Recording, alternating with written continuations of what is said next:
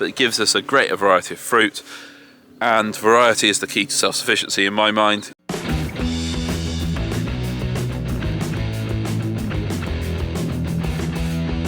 The idea behind my second little bit of the orchard, so I've got one half over there, it's kind of traditional, which I planted up about 12 years ago.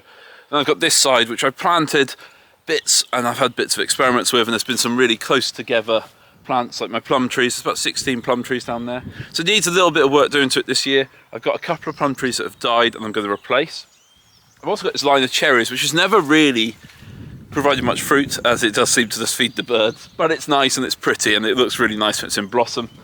This 4-foot gap in front of it between the fence and the cherry trees, and south is that way, so cherry trees are behind. So what I thought I'd do here is kind of increase my kind of fruiting ability, and now I've made myself my gooseberry scoops to scoop and harvest gooseberries really easily. I thought it'd be really cool to put in a gooseberry hedge down here. Love gooseberries, my favourite fruit, and this would be like, you know, maybe I could even sell some if I got this many, because I've got about a dozen bushes up there. But I could put in 20 or 30 bushes down on this stretch here. So I've ordered about 10 now, which I've got all different varieties. I'm going to put them in. And I'm going to put them in about 3 foot apart in this weed membrane here. Now, it's a disappointment to use weed membrane in a way. I don't like importing more plastics into the place. But I'm terrible at keeping on top of weeds. And I know if I just plant them, if I plant around cardboard, I'll never manage to keep on top of it. This is kind of a one chop and it's done. This woven weed membrane has a habit of unravelling. Now there is a really easy key to this to make sure it doesn't happen, and that is to make sure you burn and cauterise your holes. So what I'm going to do in the middle of this sheet down here is I'm going to cauterise a hole every kind of 3.5 foot, or just about a pace, so about 1 metre in between each one. And we're going to burn ourselves a hole, and then we're going to plant some gooseberry bushes, and then hopefully I don't have to do anything else to them this year really. Make sure they're watered if it comes really dry.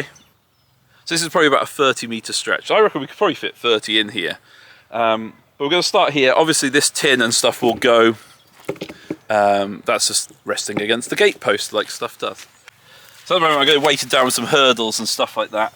But all I'm going to do, we're going to burn just to the side of that line.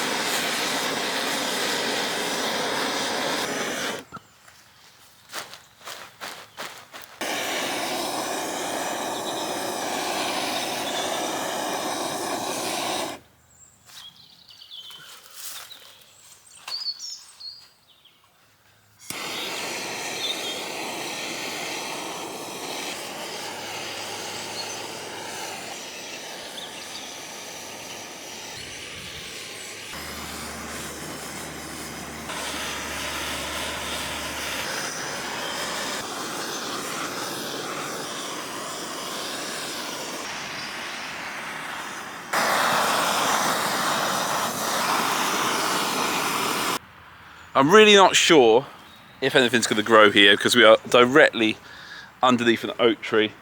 But there are hawthorns, and I'm guessing there'll be a lot slower growth as we kind of get under the tree line. Because these last 1, 2, 3, 4, 5, these last 7 bushes probably won't do much. I might buy some cheaper, just kind of the stuff you find in the supermarkets and things, to plant here rather than my nice varieties. That said, so what I did do, when I put in my line of cherries, was I put in a couple of almonds. So these trees are 8 years old, but they've done very, very little, these 2 almond trees, and they've obviously not fruited. My kind of theory with it was, a little bit, was they don't like having wet on the leaves so much. So planted them under a tree kind of does give them a tiny bit of protection, but obviously they've got to compete with the tree. But they look nice when they flower, and they've grown all right, really, you know. Let's go dig out the gooseberries and my replacement plums. We'll get a few of these in, figure out how many more I need to order to finish this hedge off. These trees I got, they came a month or so ago, and I healed them in, ready for when we were ready to plant them. And healing them in just means they're protected from the frost and stops the roots drying out.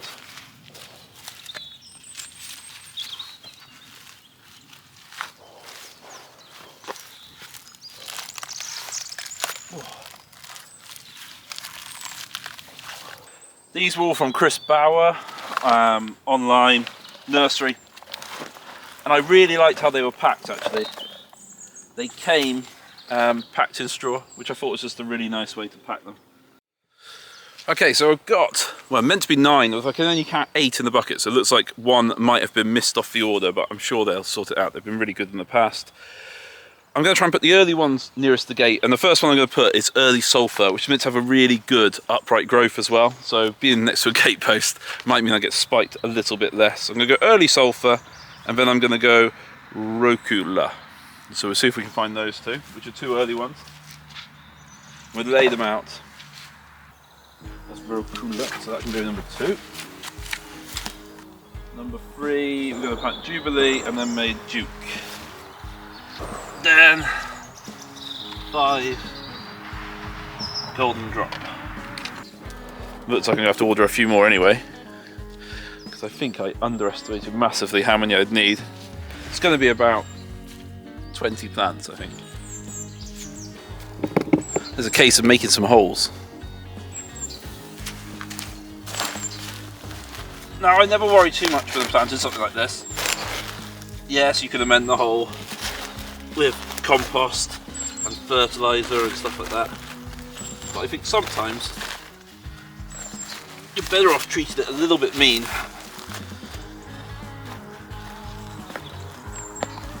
And it may take longer to establish, but it does better once it has.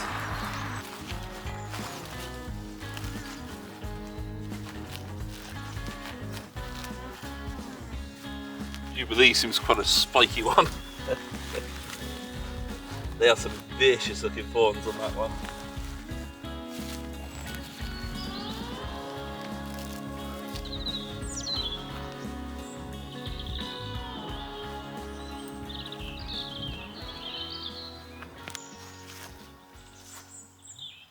As well as my gooseberry hedge over here, this is kind of like a fruit area with plums and some soft fruit down in rows with Siberian pea trees in between, which hasn't done as well as I'd have liked.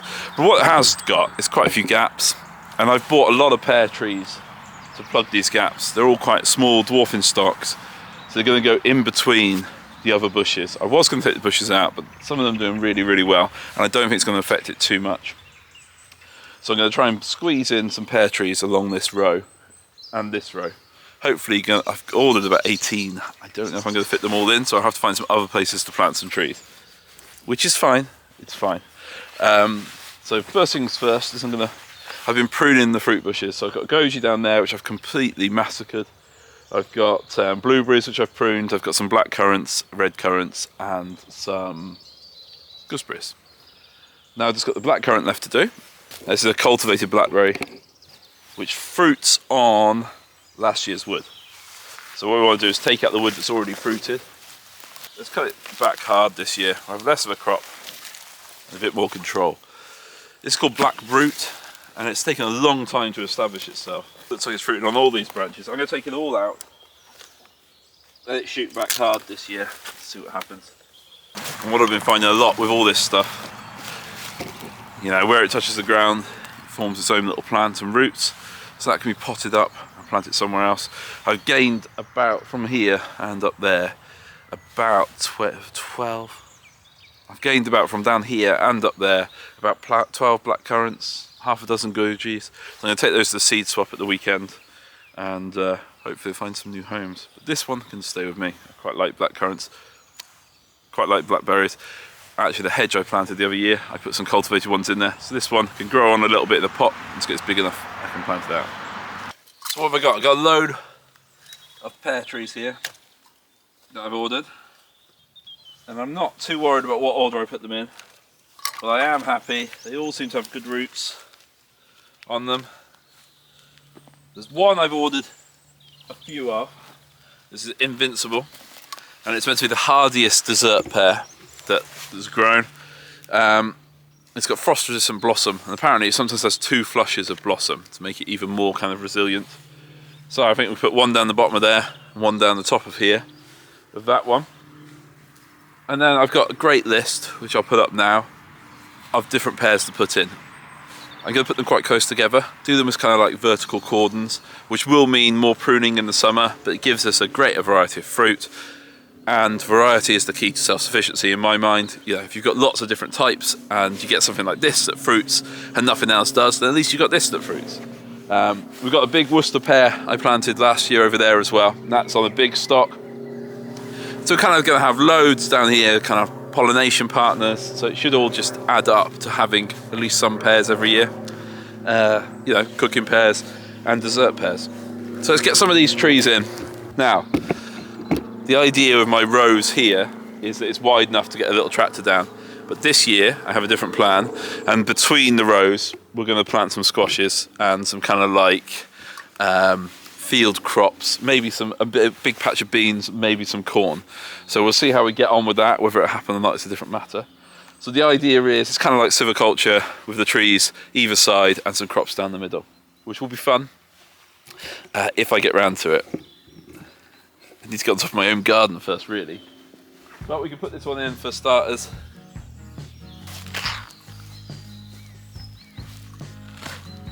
This is where the old chicken pen was, so I'm worried it might be too rich for it. I'm really just planting them like I would a hedge plant, to be honest. Just digging a hole just big enough, putting it in. If it comes dry in the spring, I will come and water them. But other than that, I am going to leave them pretty much to their own devices.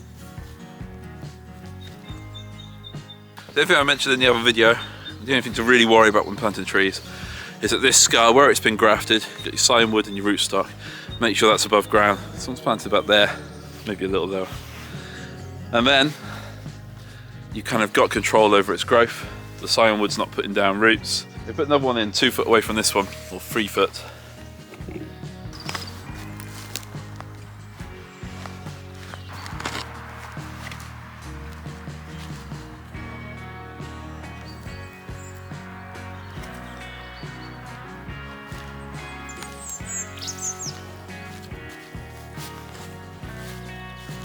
That one's called Pitmarson's Duchess, which is nice because it's a semi-local variety, just from Worcester, just up the road. We've got Pitmarson's Pineapple as an apple, which is absolutely beautiful. So I'm really quite excited what that one will taste like. And again, it's quite close to these fruit bushes. But what we can do is just let this kind of establish itself, and then maybe we'll take these fruit bushes out. We'll see how they kind of behave. This is a Siberian pea tree, which is a nitrogen fixer. So we'll see if that's too close. What that one wants to do, really. We've got some molehills over there, which is ideal for a bit of extra soil.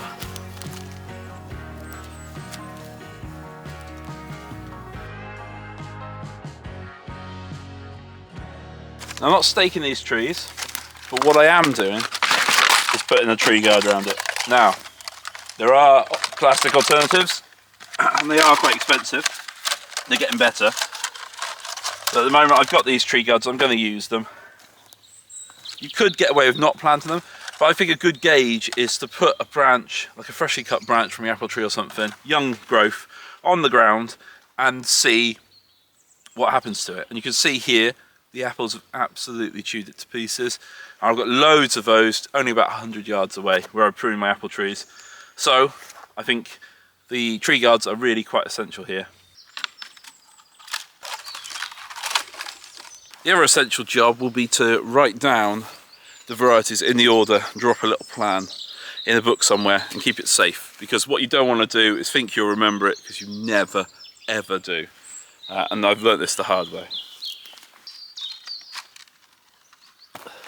Okay, so it's a couple of weeks later and I decided that rather than leave some gaps this year or just infill, I did find some cuttings and put up where it's kind of probably going to be the worst ones, some rooted cuttings off my other trees, bushes, which are going to be under the oak trees, which probably won't do so well. And then I did send an email to Chris Bauer, the company, the nursery that I got the other gooseberries from, and said that one was missing, and no argument, they sent me another one. So I topped up the order with 5 more and a cherry tree, which is going to go at the back of my container, which we'll plant as well.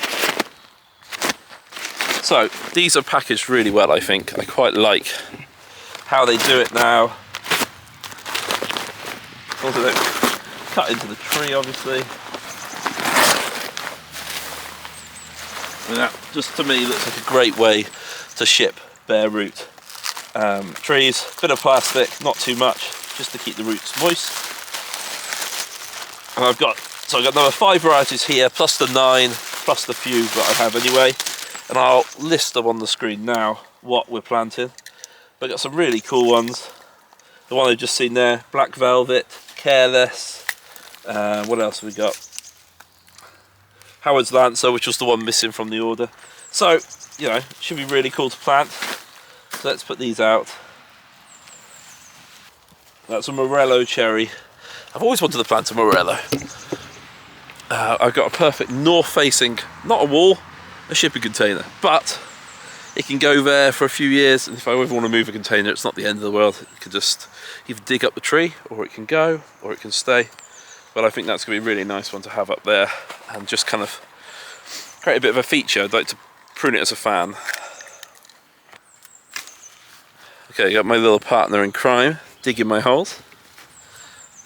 So let's go for Howard's Lancer first.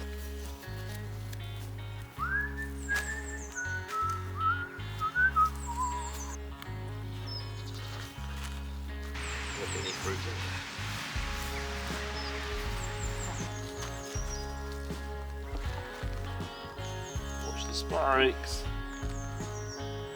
Spikes don't hurt. Yeah, they do. If they get you right, they do.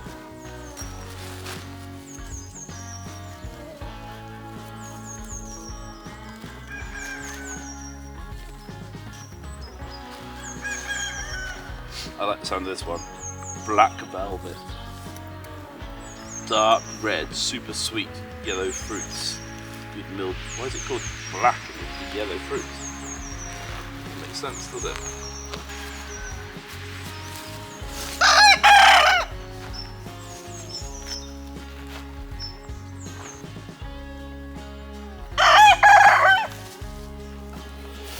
You alright carrying the tree? Or do you want me to carry the tree? Yeah. So that is the Gooseberry Hedge. In. I am looking forward to a lot of gooseberries. A rather dull looking container. And this is a bit of a blank canvas to plant a tree up, I think. Let's move these up the way.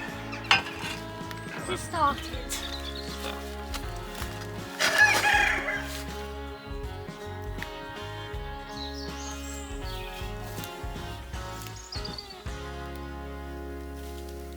You want to move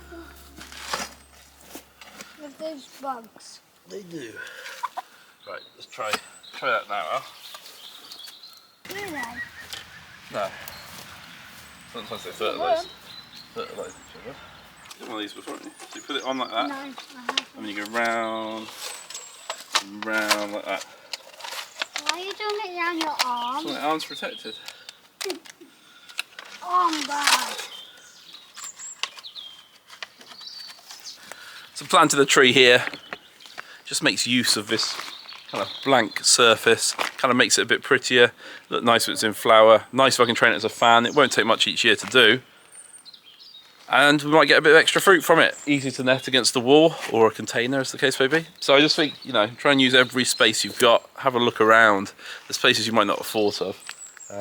I'm really looking forward to seeing how this grows here. So that's it. Got extra pear trees in. Got loads of extra gooseberries. You know, lots of different varieties, so we can see what works here and what doesn't. Got an extra cherry in. I always like to plant a few more trees every year. So this is about another 20 something trees. Another kind of 22 fruit bushes. So it just kind of adds up, and every year fruit's really easy to keep on top of, and I'm kind of doubling down what we're good at growing and what I'm good at looking after, which seems to be the fruit rather than the veg. But yeah, it should provide us a lot in the future, so I'm looking forward to seeing how it does. But thanks for watching, and I'll see you next time.